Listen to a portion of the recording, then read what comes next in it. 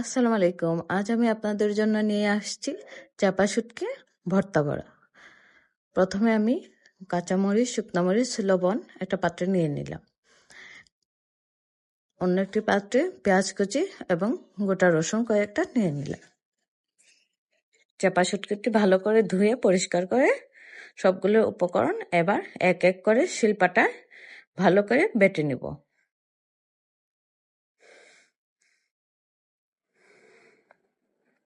প্রথমে আমি মরিচ এবং লবণ দিয়ে ভালো করে বেটে নিচ্ছি। এক এক করে সবগুলো উপকরণ দিয়ে ভালো করে আমি ভর্তাটা বেটে নিব।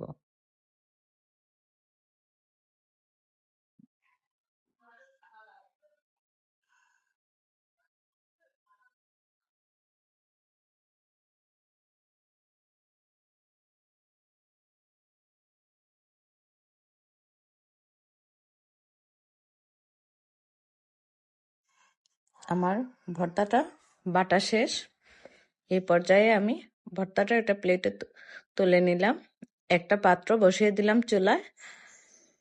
খাবার তেল দিয়ে দিলাম। তেলটা গরম হয়ে আসলে আমি বেটে রাখা চাপা শুটকির ভর্তাটা এখানে ভেজে নিব। ভালো করে নেড়ে চেড়ে ভর্তাটা ভালো করে ভেজে নিব।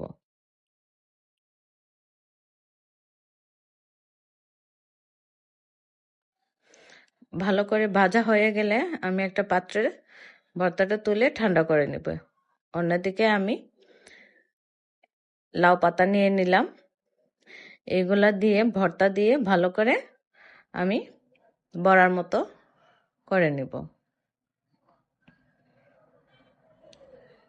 এইবার আমি একটা ফ্রাই প্যান বসিয়ে দিব চুলায়। ফ্রাই প্যানটা তেল দিয়ে দিব। তেলটা গরম হয়ে আসলে এক এক করে আমি ভর্তা বড়াগুলা দিয়ে দিব। উল্টিয়ে উল্টিয়ে দুপাশ ভালো করে ভেজে নিব। ভাজা হয়ে গেলে একটা একটা করে তুলে নেব। একদম সিম্পল রেসিপি, আপনারা করে খেয়ে দেখতে পারেন, অনেক ভালো লাগবে। গরম ভাতের সাথে অসাধারণ একটা রেসিপি। ভর্তা খেতে কার না ভালো লাগে বলেন। এক এক করে সবগুলো ভর্তা বড়া আমি তুলে নেব। যদি রেসিপিটা ভালো লেগে থাকে তাহলে অবশ্যই আমার সাবস্ক্রাইব করে আসবেন এবং আমার চ্যানেলে আরো নিত্য নতুন ঘরের রান্নার রেসিপি দেয়া আছে, দেখে আসবেন। আল্লাহ হাফিজ।